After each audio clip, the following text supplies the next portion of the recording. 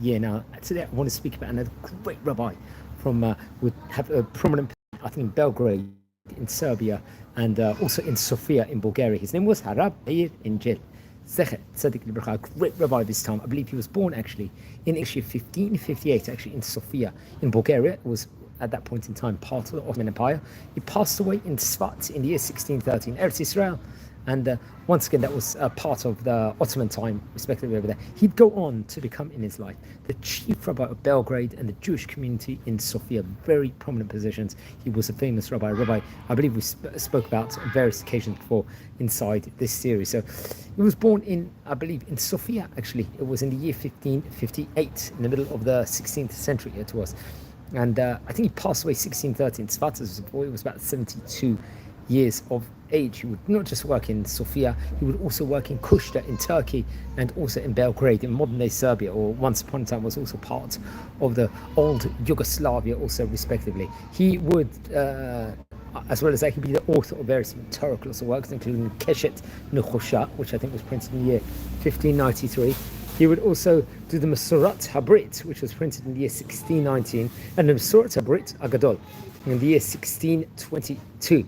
And he was one of the famous Sephardi rabbis of his point in time. His rabbis was included, like very famous rabbis, including, I think, Rabbi Shmuel Izodo, a great rabbi we've spoken about before. Also the famous Rabbi Chaim Vital. Now remember, Rabbi Chaim Vital happened to be the student of the Ari HaKadosh, Rabbi Aryeh Luria Ashkenazi, one of the great rabbis of the time. And another great rabbi of his was Rabbi Yisrael Sarug. So it was really a time period of very great Rabbanim. He would have great Talmidim also, most notably the famous Rabbi Shlomo El-Ghazi, who very much would write about him in his book, I think the Havat Olam, respectively. Rabbi Shlomo El-Ghazi, I believe we've spoken about before, he comes from the famous rabbinic dynasty of the Al-Ghazi family, respectively. So, as we said before, he was born in Sofia, in Bulgaria, and came from great rabbinic auspices. His father's name was Rabbi Avraham, who was, I think, was the head of the Jewish congregation of the Jewish community in Sofia. Now, while he was young, he would actually make Aliyah and move to Eretz Israel. He'll make that step, and they'll go to Eretz Israel, and to live in the holy city of Tzfat. He'll go on to live over there.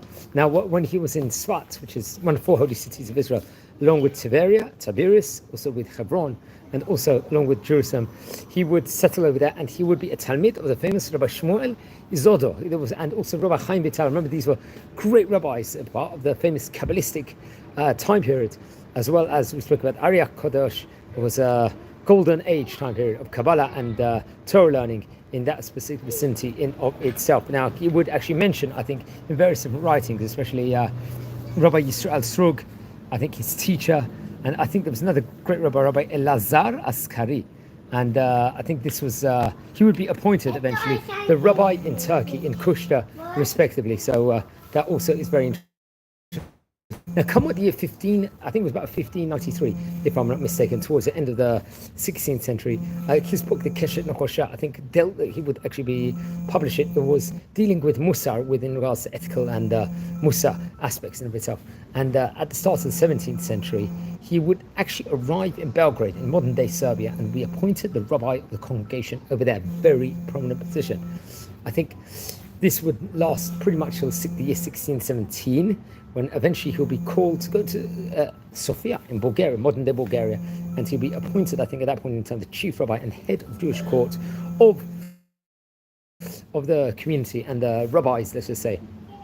I think at that point in time, Rabbi Aaron Malti had passed away, so he would take over this important position. 1619, I think at that point in time, the book called, there was a sefer called the Mesurat Habrit, was printed, another book of his. In 1622, I think there was going to be a book in Matan Tuba that will be printed. His book, the Mesurat Habrit Hagadol, that was writing, let's just say, various different writings of great rabbis, including Rabbi Yaakov ben Asher and Rabbi Moshe Alshir, really great rabbis of his time, and much can be, let's say, devoted within regards to that. And I think he was part of the Bet Din, if I'm not mistaken, Rabbanim of Sofia, especially the date, the 27th of April 1628, was very, very much mentioned within regards to him. And he was various roles he would have over there, importances, being the chief rabbi of Sofia, that was very important. I think there was at that point in time another rabbi over there, Rabbi Avraham ben Ashkenazi, who was another great rabbi. Now, Rabbi Meir Angel, I think, would return to the land of Eretz Israel, I think, just before he passed away. And he passed away in the year 1630, the famous rabbi did. So he passed away 1630. We are talking, that is about, here from the time of recording, it's nearly 400 years ago, actually. He was a great rabbi of his time. He was a renowned speaker of his time, and very much was part of the 16th.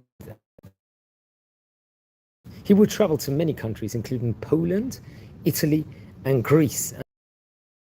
Would write down various books. I think one of the books was a tradition, let's just say, of the covenant. I think there were 700 homilies on texts strung together according to certain Masortic lists. I think it was published, I think one of the books in Krakow, if I'm not mistaken, in Poland.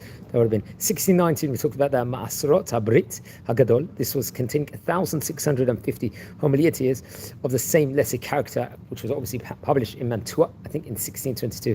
He wrote ethical work called the Keshet Nechusha, which spoke about voids, called a bow of bronze. You could translate it in English, and it was, I think, was very, very well versed. Let's just say this Torah book in of itself in the prose. It's let's say it's described as here in the Jewish Encyclopedia, and he pictures, let's say, a sort of moral combat in which the tendency to do it is personified, let's just say. I think it was published about the year 1593. Constantinople, that is modern day Turkey, I believe.